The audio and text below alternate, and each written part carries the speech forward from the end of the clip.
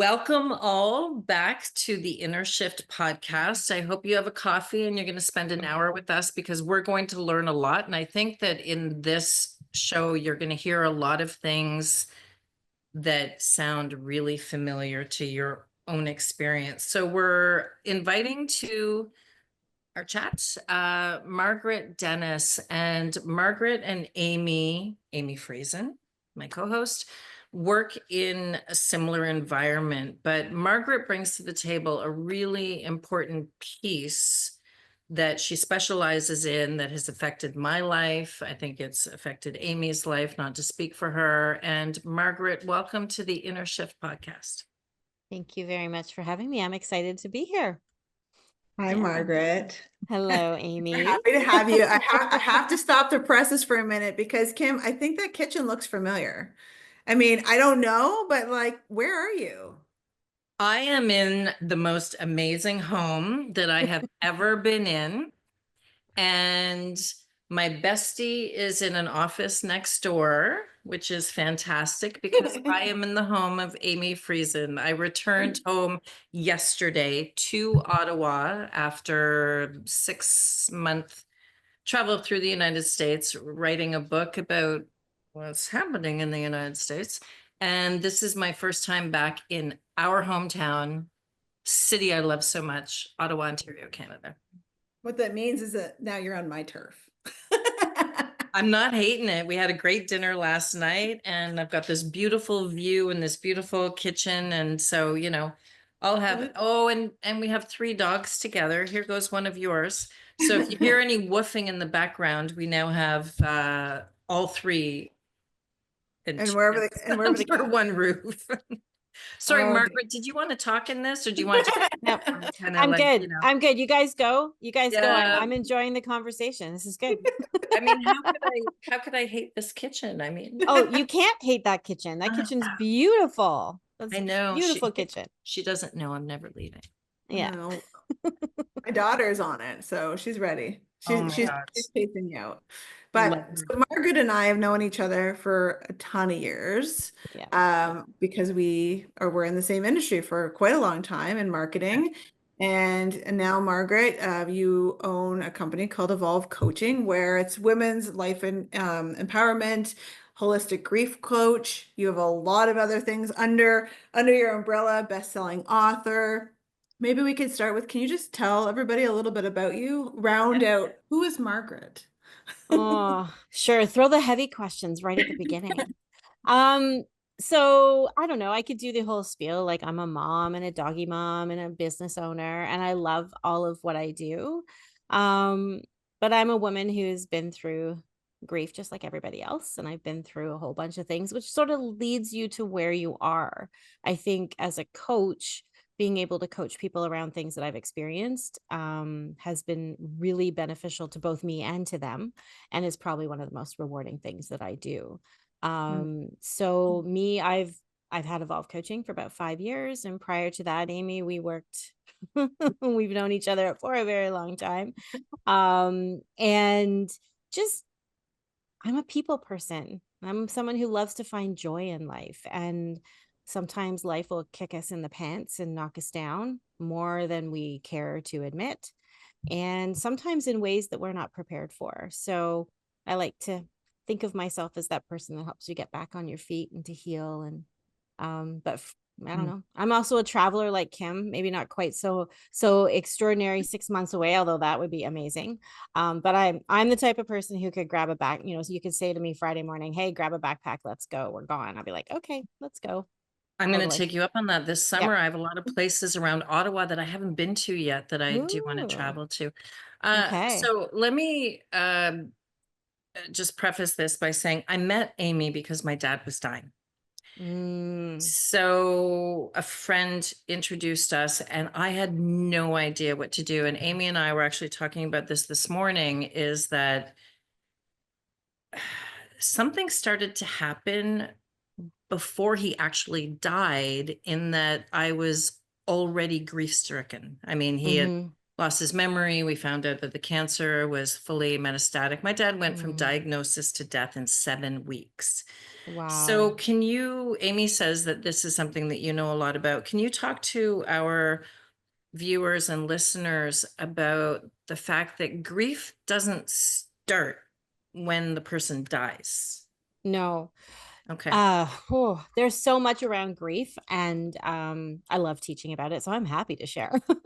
I think as a society, we don't talk enough about it. We don't make it an open conversation. People tend to run away from it. So as much as I can share, I'm happy to share, because I think the knowledge is power. So And just before you yeah, carry on, right? It's North American culture 100%, because 100%. you love traveling, and I have met cultures that don't deal with pre-grieving. I don't know if that's a professional term, but grieving before you've lost the person.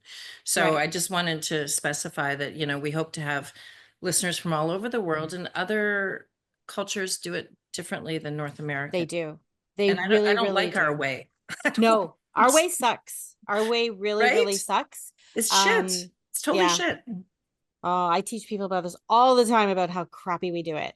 But to your point, talking about the grief that happens before the grief event, we can call it a grief event. It could be a death, it could be the loss of a job. Maybe you know that you're going to be downsized. But in this particular case, when you have a loved one that is diagnosed with something terminal, we do go into grief, and it's called anticipatory grief. Anticipatory. Anticipatory grief. So really, it's the grief that you start to feel because you're like, you know, there's an end, you know, there's going to be a loss, there's going to be a death, but you don't know when it's going to happen. So you get into this space where you're already grieving the loss that's going to happen while you're supporting and helping the person that's going through it. And you're going through it, right? Because they're grieving, you're grieving. There's a lot of grief happening in that time. But through anticipatory grief, there's a lot of anticipation to what's to come. There's a lot of unknown. So sometimes you're like, I don't know when this is going to happen. It could happen tomorrow, it could happen a year from now. But it raises your cortisol levels, right? So your stress levels up. It In your brain. raises, and your brain, In your which brain. Yeah. in your Cortisol in brain, your brain. Okay. cortisol in your brain and coursing through your body, right? Like there's a lot. Cortisol doesn't just live in the brain, it gets released, but it's Oh. in your body. And we will go through the waves of grief, right? We'll be mourning people who have passed before they've even passed, because we're anticipating what life is going to be like without them. We're also anticipating all the things we're going to have to do after they pass, plus all the things we need to do to prepare for that passing. And that's specific to people, right? So as caregivers, like within the role, like where Amy and I have known each other from is through the caregiving and that the seniors industry, right? So a lot of adult children will go through that anticipatory grief as we, you know, when our parents go into a retirement home or into long-term care, we can start to see that decline. So the anticipatory, it could even start when, like, I know for me, my parents are in their 80 and 82, and they're starting to slow down. They're fantastic. They were in Costa Rica for a week in February, right? Like they're still traveling, Nice. but I do see their energy levels are starting to go down. The ability to do things or the desire to do things is starting to go. And so for me personally, I can speak to this. I'm starting to think about how much longer, right? It's like, okay, so I want to maximize all the time with them. I haven't fully gone into that anticipatory grief stage, but I am starting to look at, oh, what else can I do to maximize the time? When you're given a terminal diagnosis, though, whether it's brain cancer or stage 4 liver cancer or whatever, because cancer tends to be a really big one, or ALS, right? ALS is another one. There is that grief that starts to surface because you're starting to grieve the things that you're going to lose, and you're also grieving watching the person, you know, their health to decline, right? Or even if the case of dementia, what if someone gets an Alzheimer's diagnosis? My aunt was diagnosed with dementia, and it was the hardest thing to watch. This incredibly intelligent woman decline mentally to the point, like to the point where she didn't know the difference between a knife and a fork. And so that was very sad because we knew the end was coming. And so in your situation too, Kim, to know that diagnosis with your dad, those 7 weeks were all anticipating the loss that you would be getting. And so we do start to grieve, and that impacts our entire life. It doesn't just impact the time we're with that person. It impacts, how do we sleep? How do we make decisions? Our desire to do things, our desire to socialize, how focused we are at work, how we are as a parent, right? As we're grieving, our body's starting to we have so much more in there that we're dealing with on the emotional level. And our emotions, they're in our body as well as in our mind, right? Our emotions are full body experiences. So when we're grieving, we're full body experiencing that grief.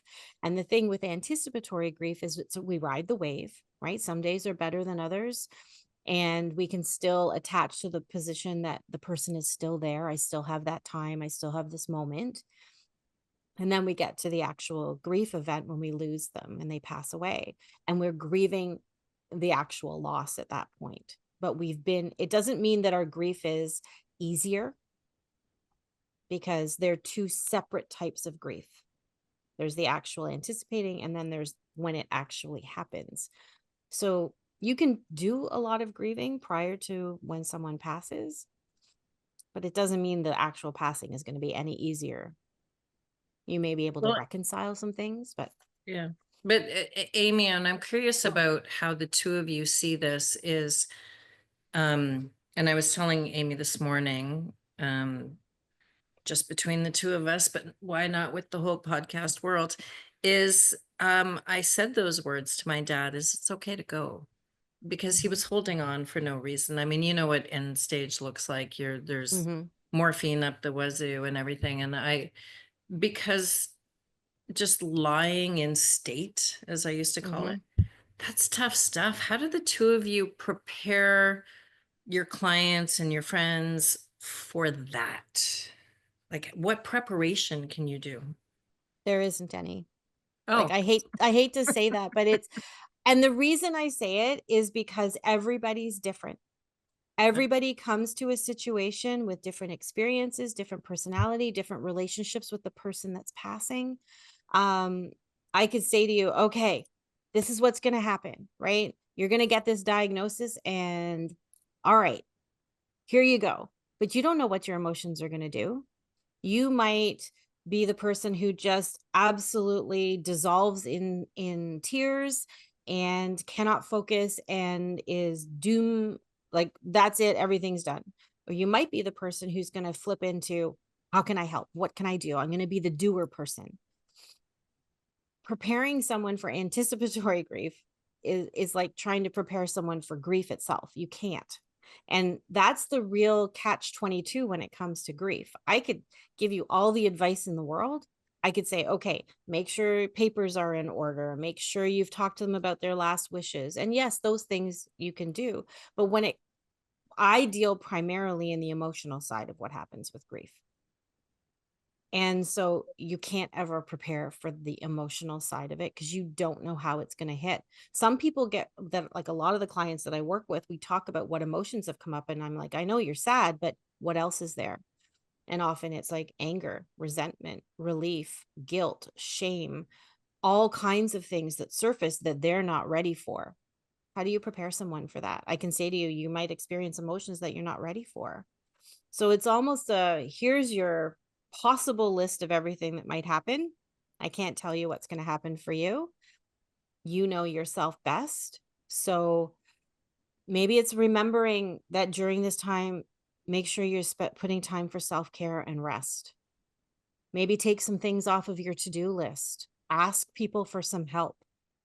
If you're not sure of something, say you have to make a legal decision, don't do it on your own. Get a lawyer or talk to a confidant.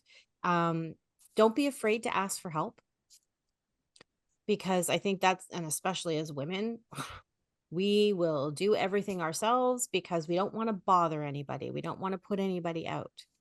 And it's really open the communication. I think my biggest advice for people, if you have somebody who's had a terminal diagnosis, is if that person is really important to you, Because for some people, they could give two shits if it's their parent because their relationship has been horrible. But for others, they're really, really close. And it's like, well, maximize that time with them. Spend as much time with them as you can. Make sure you still take care of yourself. You still nourish your body. You know, you may not feel like going to the gym. If you can get it in a couple times a week, great. If you can just go for a walk, great. But don't put any expectations on yourself as to what that's going to look like. Because I think we figure we can handle it all, we can do it all, and then we get judgy about ourselves, whether we don't do it that way. Right. So spend the time, say the things. I've had my mom's best friend passed away a number of years ago, and her daughter had been fairly distant. But through her process of passing, she was at home for quite a while, they were able to reconcile. And she said, like, my friend was like, this is the best thing that's ever happened, as sad as it is. But my mom and I actually were able to make peace with one another. And when she passed, and I felt peace and she felt peace. Good. So I was thinking as you're talking, it's like, I'm going to ask her this, and then you just answer it. Like, so telepathy. there's just so much, right? And the piece I was Mhm. going to ask you as you answered it was that piece of, well, not ask you, but like state, but maybe I'll just restate the fact that I think that a lot of us, especially as women, especially as high achievers, especially all that stuff, expect it to be like, okay, I'm going to rest for a week and then I'm going to do this. And I think that we just need to like relax on how long it's going to be, because Mhm. you don't know how long it's going to take you to get back up, and you'll know it when it's there. But, I think that a lot of us are really hard on ourselves if we pause too long and feel too long. And I think that that's really important Mhm. just to highlight again. Um, Yep.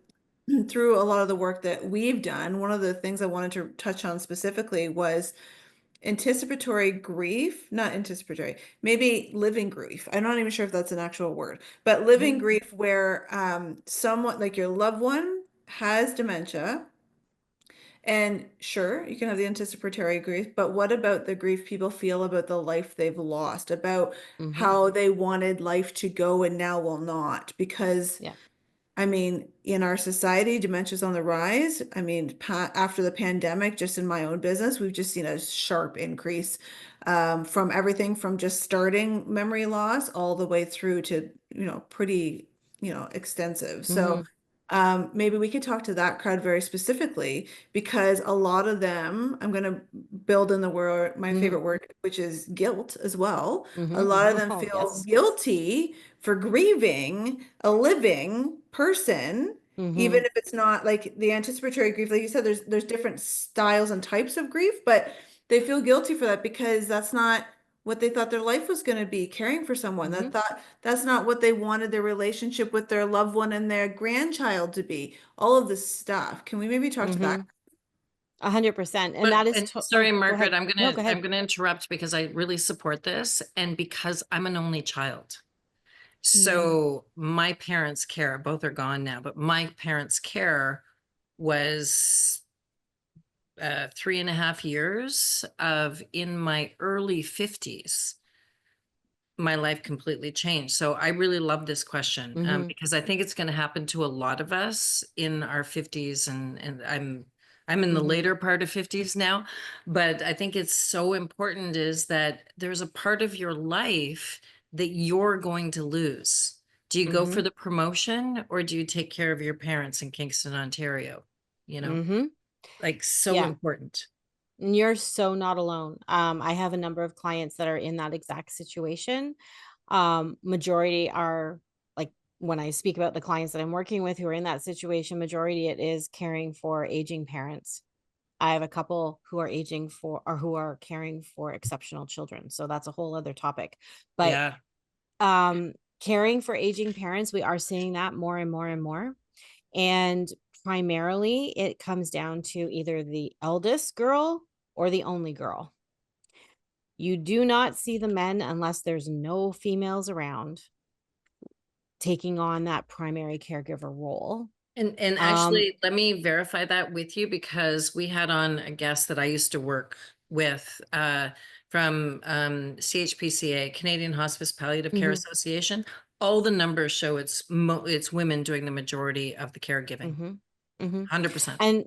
And I'm not sure if I'm going to get my knuckles wrapped for this one, but we are DNA wired to be the nurturers and the carers. And I think people they default and say, well, she'll look after it or you'll do it. But I think also as women, we step into it, right? And, or in your case too, Kim, you didn't have a choice. You are the only kid. Now you could have said, well, I'm going to offload that. I'm going to hire somebody to look after them, or I'm going to hire someone to do the primary care and I'm just going to visit, right? There are some people who will do that because that's how they deal with it. And it's not right or wrong. It's just people deal with this situation very differently. But caring for a parent whose health is declining, memory is declining, and you are grieving the loss of that. Like, how devastating is it to walk into the home and your parent look at you and say, who are you? Right? Yeah. Get so many of the caregivers. It will break your heart in pieces. And that my advice to people is allow yourself to feel that pain.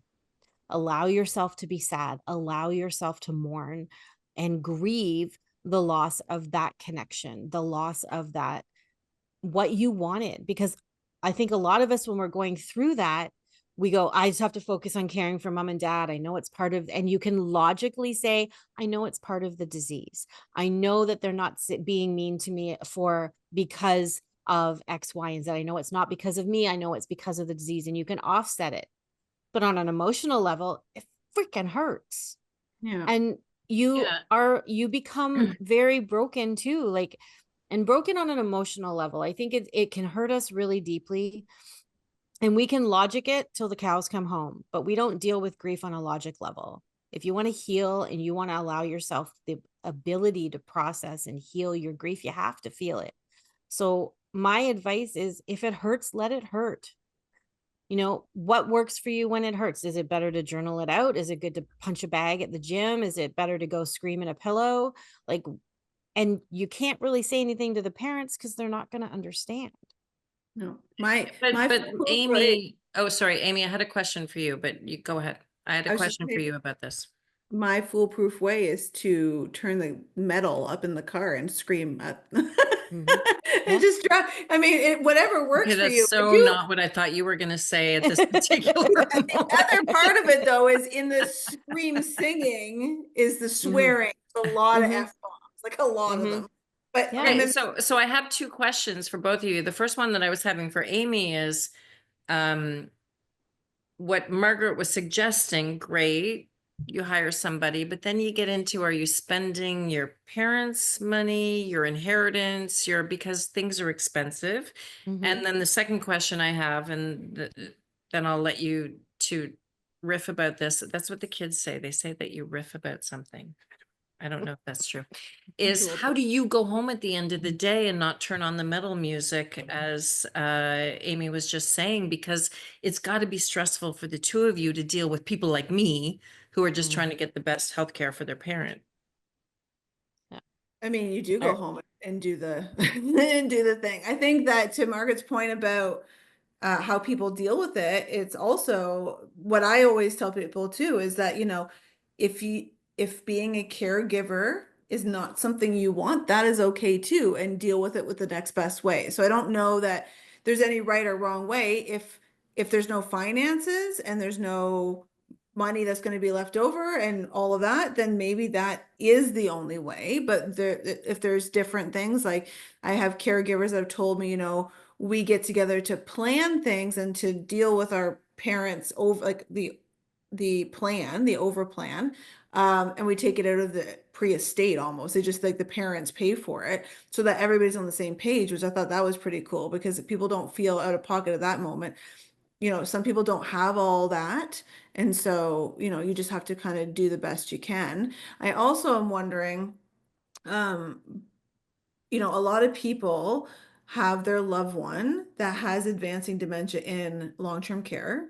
And a lot of people get judged for not visiting. And of course, there's people that don't visit for really shitty reasons, and we're going to put those people aside. But I think a lot of the time, that you find people backing off is because they don't know how to deal with it. It's too painful. They don't know I'm here anyway. They're angry. And I feel like people just unplug and just do kind of a bare minimum to like insulate themselves. What do you think about that, Margaret? Mm-hmm. Yeah, I agree 100%. I think it's a coping mechanism. And I think it's also extremely difficult to show up every single day and realize that the relationship that you had with this person is now gone, right? You've been together, like say it was a spouse. You've been married for 50 years and they don't even remember you. Or, you know, it's your parent and obviously they've known you your entire life and now they can't recognize you. And so when you go in, especially around the dementia, it's also very difficult to watch our parents who were our caregivers, right?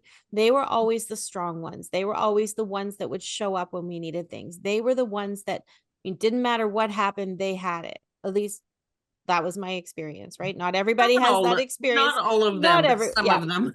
Not very true. But it is really hard to see someone who has been your caregiver and has been there for you when their health declines. So in dementia, it's not just the mind that goes, it's their body faculties that go. All of a sudden they can't make it to the bathroom, or they can't walk, or they are bedridden, or there's all these other physical diminishing as well that happens. And it's really, really hard to watch someone do that, like to go through that. And by going every 2 or 3 days versus every day, there's absolutely nothing wrong with that. And I think part of that, you could chalk it up to self-care, right? For me to be able to go in every 3 days and visit with my mom, I need to take care of myself for a couple of days. I need to do things that lift me up, that buoy me up, that I spend time with my kids. I go for a walk. I read something. I laugh at something. I sit in the car at heavy metal and scream and F-bomb all the time. Whatever it is that you need to do. We like it. And oh, that's my favorite word in the whole wide world. I said that on public, but it's like there is some serious, there was a meme that went around. I'm just going to diverse.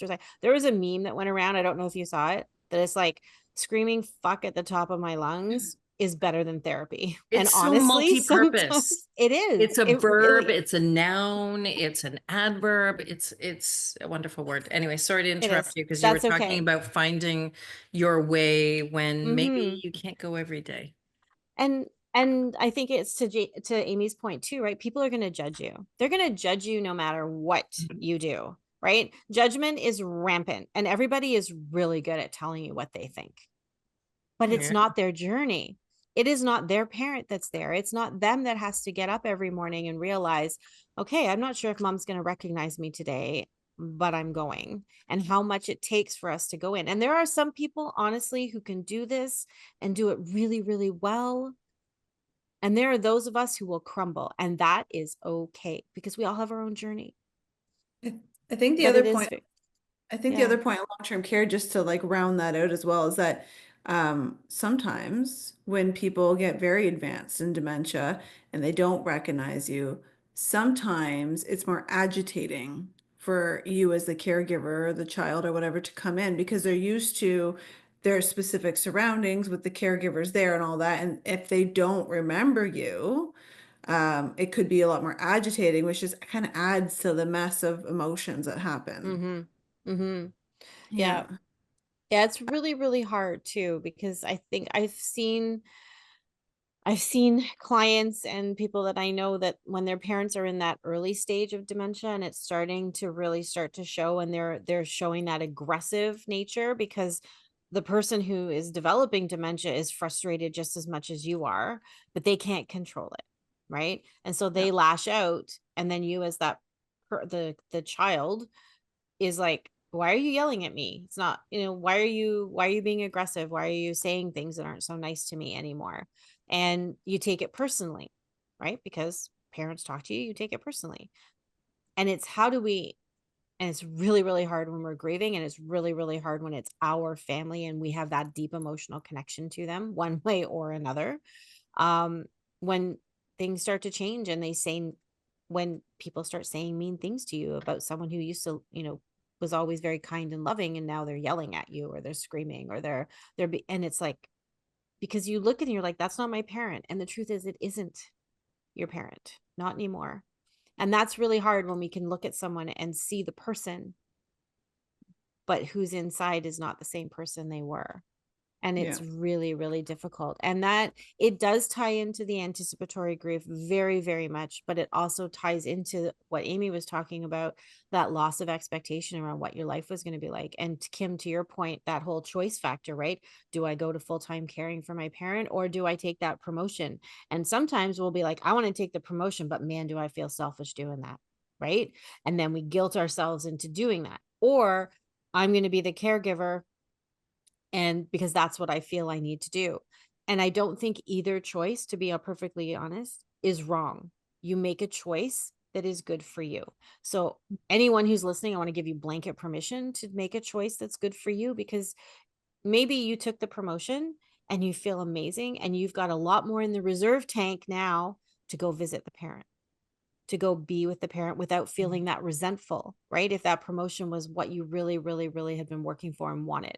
Or you've chosen, nope, I'm not going to do that. I want to give my time to my parent. And that's what's going to fill my cup, because I know this is a choice that I really need to make and want to make. Yeah. And two things about that, Margaret, is that I think probably when you make that choice, some of us are still going to feel like an asshole.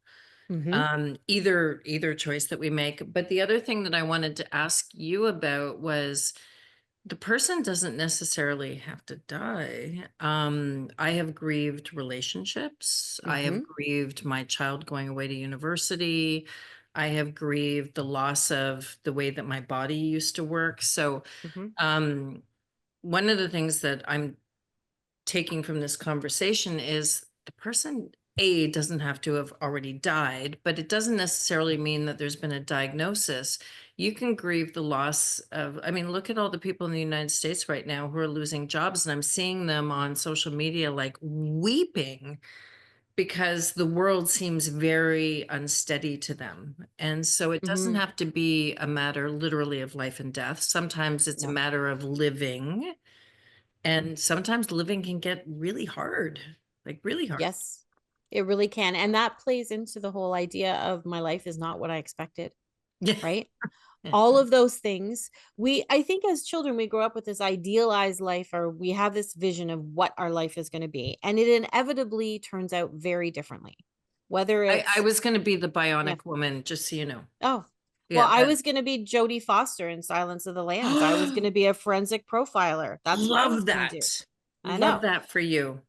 Yeah, I didn't love it so much when I did a crim master's and worked in forensics. Yeah, no, that's scary stuff. No, it is very scary stuff. I wanted a life that was, I wanted a life that was fun and full of joy. And now I'm a grief coach. So I was going to say, yeah, but my whole thing is I help women find that joy again.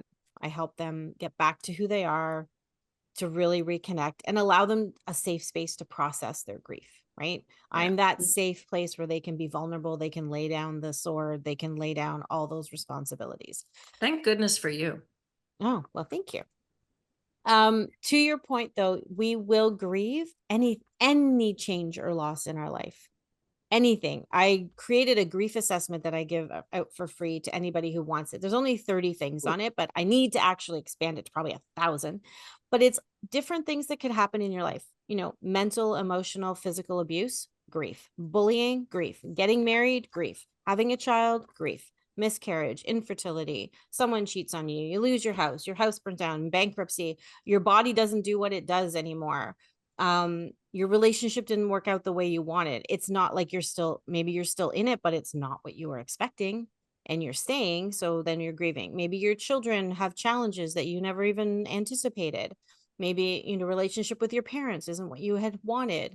Maybe your relationship with your colleagues, your best friend moves away. Like I could sit here all day and list off different examples of grief. And the thing is, we're not always aware of things that could bring us grief. And so we're dealing with the immediate, and then, yeah. Sorry, I didn't mean to jump in there. That's okay. I was just going to say, how are all of us not curled up in a ball rocking back and forth constantly? I think because we compartmentalize. Quite honestly, I think our brain it won't let us. If we sat down and thought about everything that we've gone through, what I love to say to people is like, just create that awareness for yourself and say, oh my goodness, I've been through all of these things and I haven't really processed these. Look how I'm still standing. This is amazing. Yay me, I'm still here. Give yourself some compassion and then find somebody to help you work through some of those emotions that are still sitting in your body. Because when we don't deal with the things that we're been through, it starts coming out in things like depression, and we don't sleep, or we eat too much, or we don't eat enough, or we sleep too much, or it's a lot of stress and anxiety and worry. And then we're like in our 50s going, why am I feeling this way? Partly menopause or perimenopause for women, but it could be like all these things that have built up over time that we aren't even aware there were other emotions that went along with it. Like think about getting married. What a fun day, right? We're in love and we're happy and everyone around us is happy, but there is a touch of grief because we've just now connected ourselves to somebody else. We have lost the independent, well, the being a single entity, right? We are now committed to another person. So our decisions and what we do with our life is now tied with that other person. It's the same as having a child. Beautiful event, right? Not always the easiest, but when we have a child, it's like, oh, I love this baby. It's wonderful. I love my child. But now you are a mom or you are a dad and you are responsible for another human being for the rest of your life, or at least until they're 18, if you go by that, right? But that means your decisions are no longer just your own. So there's a bit of a loss in that too. I'm not saying it's primary, but there's still that underlying pieces, right? You don't get into the college you wanted, you get into your second choice. You don't get your driver's license the first time you go around. You break up with your first love 3 times. Maybe think twice about going in the car with Kim. I will say though, in my own defense, most people don't have to do it in -30 in a snowstorm. And if you try and do it in winter in Ottawa, but Margaret, next time you come on the show, one of the things, so I'm here surrounded by 3 dogs, Amy's and mine. I would also like to add to our next, because Margaret's going to be a regular contributor, is why we're so destroyed by one of our animals dying. Don't talk about that, Kim. No, I'm not I talking don't about in want to talk relation to about these that. 3. I'm talking about I've lost several. Yeah, And Me I too. think that's a really important topic because I think some people poo-poo it a little bit. Like if they're not pet lovers, they don't understand you're shattered. But we don't have to talk about it today. But I did want to kind of promote the fact that Margaret's going to be a regular contributor, and the death of a pet, those are among the worst days of my life.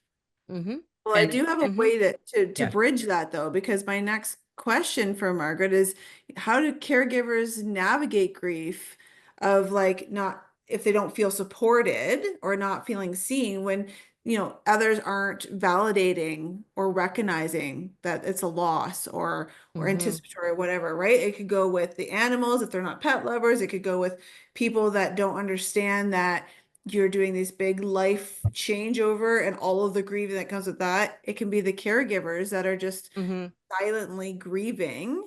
And because they're not like, yo, Bob, I'm grieving, help me, because they're not going to do that. Should we just walk into these situations as respectful humans and just assume everybody's grieving at all times? Because I don't know. And I'm very sensitive to it, right? Like I see like someone tells me their animal died. I'm sensitive to that because I'm an animal lover. But that comment actually made me think about, well, what if I wasn't an animal lover? What happens if I didn't work with seniors and I'm not exposed to all of this all the time? How can we help caregivers with this?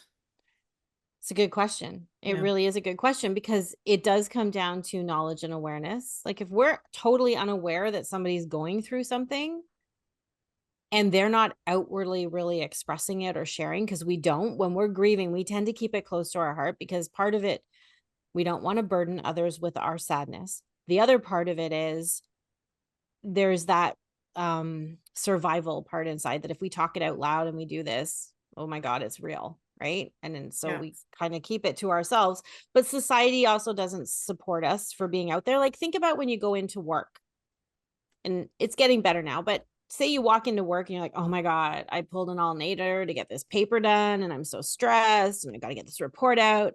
And you will have people in the office come around and pat you on the back and go, oh my God, I totally get that. I totally relate. Poor you. Like, I get it, man. Stress. You walk into the office and you go, oh, I am so sad today because I'm dealing with my parents. You know what people do? They go, oh, that's really too bad. And you want to see a moonwalk out of there as fast as possible? People will back up as fast as they can I think because it's because they don't understand it, right? Like they don't understand it. We haven't made it normal conversation. And from a there is actually a biological reason. Our brain is wired for survival. And when we see things that could be painful, either on an emotional or a physical level, we see it as a threat. So our primal brain looks at grief, which is an emotional threat, the same way it looks as a saber-toothed tiger. These are threats to my well-being. And so our reptilian brain, our subconscious brain, goes, oh my goodness, this is a threat. I don't want to catch it. And I'm just going to distance myself from you. And it's a little uncomfortable because I really don't understand why I'm distancing myself and I don't know what to say to you. So we say, oh, be strong, be brave, because if you can be strong and brave, then I'm not going to catch the grief. Like it makes me very angry that we don't talk about how to respond. But we biologically are wired to move away from the things that are painful and that could be a threat. And emotional pain is a threat. Oh, okay. But can I clarify, Margaret? Like, is it possible that the threat is that you're going to bring up in me all the feelings that I had 5 years ago? Is that a potential threat? 100%, 100%. Okay. But we're Like, not aware of that. I don't want to talk right? about my, okay, got it. All right. And some people may be aware of it and they may know that, you know, being around grief and talking about grief is like too much for them and it triggers their own emotions. And so they will back away, but they may be consciously aware of that, or they may be unconsciously aware of it. Majority of people, though, don't know what to do when someone is emotionally expressive in a sad way.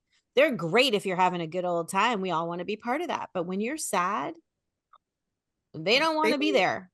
You know, they don't want to be there. And then we as humans don't want to cause stress for other people. And that's why we keep it to ourselves. We're like, I don't want to be, you know, the whole, I don't want to burden you with this, or I feel really bad that I'm still feeling this way. And we try and protect, we minimize it, which please don't minimize it, right? I don't care what kind of grief you've been through, whether it's, you know, you had to flush your goldfish down the toilet because, you know, it died, or your parent has passed. Either one is grief. Let yourself feel it. Try not to compare your grief to someone else's, because as soon as you start doing that, one of you is going to diminish the impact that you have on yours. Well, I mean, to be clear, it was a Japanese fighting fish. But Amy, how do you, because again, I go back to how we met, is that I'm driving back to Ottawa to get all of my stuff to move to Kingston because, you know, we've got a terminal diagnosis. How do you keep people on the rails? Like how, because like I understand what Margaret's saying is these are beautiful lessons that I think those of us of a certain age have tried to figure out. But how do you keep people on the rails in the here and now? What do they need to do when shit hits the fan? I think that that's two separate questions. I think that how I keep people on the rails is validating their experience and giving them space. When you called me, what did I do, right? I gave you space to tell me what was happening. And the other part of it is that we covered in another podcast that you were speaking to, I happened to be a professional at that point. I'm a friend now, but you were speaking to someone that had a background, had knowledge in that, and therefore you didn't have to explain all the stuff you would have to explain to somebody randomly who didn't know anything about what was going on. So I think that leaving space for you to tell that story in your way And then validating that it's shit. Like, I understand this is a terrible situation. Shit. Yeah. It's just like, be real, right? Like, none of us are having a great time when we're going through any of this. And I think that is like really helpful to just like be real with people and not cover it up, not back away, but you have to either have that relationship or have a professional to speak with, because you need someone on the same page. Because we talked about, Margaret, we talked about another podcast where I was telling people what was happening with my life. I've told you a little bit about it. And some people are really great and they have an idea, an understanding of what the terminology, what it is that's going on. And so they can empathize in a different way. Whereas other ones were like, I'm sorry you're going through this, but look at all the awesome stuff you have in your life. And it's like, again, that's not helpful. They're trying to be helpful, but this is the same type of thing. It's like if you speak to someone that has that background or has some sort of knowledge or experience with you, even a long-term friend, and have that space to express it, really. The question I was about to ask, I think, Kim, you're reading my mind. Is that because you're in my kitchen today? Because I'm really not sure. I'm taking over your kitchen. Right? I hope so, because I mean, she cooks for me and it's good. But my other question to Margaret that kind of piggybacks on this is, what does the role of community or professional support play in like this living grief, anticipatory grief? Of course, it can be any kind of grief. I don't know why I'm going to say grease all the time. Any kind of grief. But, and I should stop and say, we add humor to a lot of what we do, because that's how a lot of us deal with stuff, is just, laughing at ourselves and getting through the day. But how do professionals help these folks in this process, regardless of what type of grief it is? Yeah. And how does it work? So if I had met Margaret, I might not have met Amy, but how does it work? Like how do you help people who are lost? Me personally, how do I help people, or just in general? Yeah. Well, to answering Amy's question, but also how does it work? Because I didn't know who to get for help. Yeah. It's really hard because I know when I lost my son, they literally handed me a pamphlet and said, here's some bereavement groups. Sorry. I didn't tell Kim that. Oh, I'm sorry. No, I'm sorry. Margaret. Yeah. We'll talk about this, and sorry, I didn't realize you didn't know. No. It was 16 and a half years ago, and it's one of the reasons I do what I do. Wow. And I didn't realize, I didn't tell Kim that until I saw her face just now. So sorry for that, Kim. Yeah. And I talk very openly about it. So sorry, I didn't mean to take you off guard. No, there. God, it's not about me. It's not about me. I was just, this whole podcast is about mental health, right? And it's like, that's that information that just transferred, right? And that's real emotion that people are seeing, because it's awful. Like people, and you do, and that's the reason I'm talking this openly. You do speak about it openly, and it still happened, but it's also like how people connect with you as well at some points too, right? Yeah. Yeah. And I think we all go through so many different things in our life. And one of my passions is normalizing talking about the things that we go through. And that's one of them. I could give you a laundry list of all the things that I've been through that have landed me where I am, that I never would have expected to be a grief coach. So I think for a lot of people who become coaches in general, is we coach what we know. We've coached what we lived. And I have lived a lot of different grief. And my breaking moment was when I did my TED Talk in 2021, because I wanted to talk about the story of losing my son. And I thought, if I could help any other woman realize that there is life after that, then that would be the purpose. But I ended up spending 3 months literally crying and writing and crying and writing to get this speech together. And at that moment, I realized we might think we've processed our grief. We might think that we've done it, because I read the self-help books. I read all the books. I didn't go to bereavement groups because they didn't they weren't for me. I didn't want to go and sit and talk around with strangers. Some people find a lot of solace in that. So Amy, when you were asking where can people go, what can they do? Bereavement groups can be very, very helpful for people. And there are groups for people who who have lost and who are going through the process. You can reach out into your community. The hospitals usually have a list of places. But if you want to work with a professional, there are therapists. Like there's psychologists and psychiatrists, probably a psychologist. Psychiatrists tend to be the ones that you talk to get drugs, and the psychologists will be the ones to talk to. And then there's coaches like myself. And coaching and therapy are very different. But for me, when I work with women, my space that I provide for them is a very safe space to be vulnerable, to talk. And because a lot of the time like we've talked about previously in this episode, is when we're grieving and we're upset, whether it's anticipatory, it's a life, we're upset with the way things are in our life, we have just suffered a loss through death. Society's given us kind of you have this much time, right? In 6 months, we want to kind of see you back on your feet, depending on what it is, right? And at work, 3 days, and then we'll see you back. Don't get me started on that one. Yeah, you lost a kid 5 days. 5 days, you lost a kid. Yeah. Or a spouse, right? Or a parent.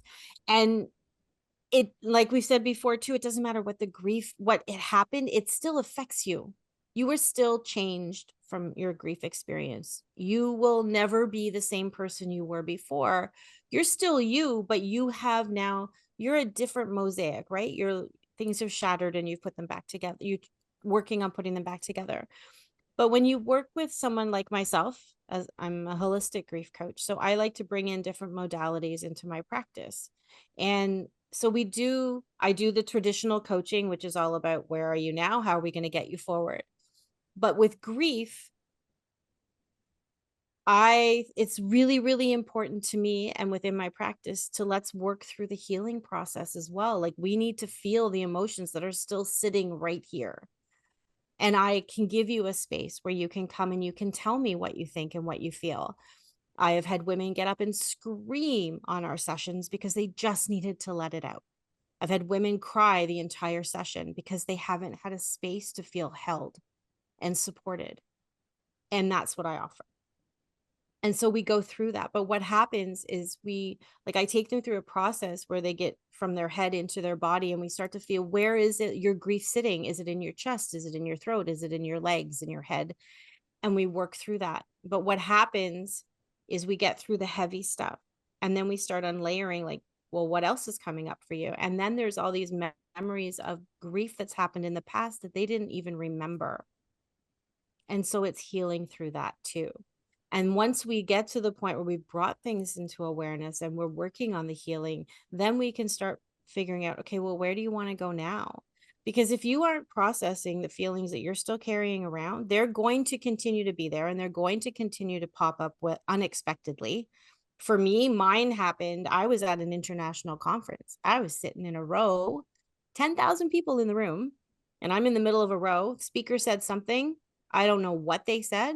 And I was a blubbering mess because I hadn't processed. I thought I had, but I hadn't.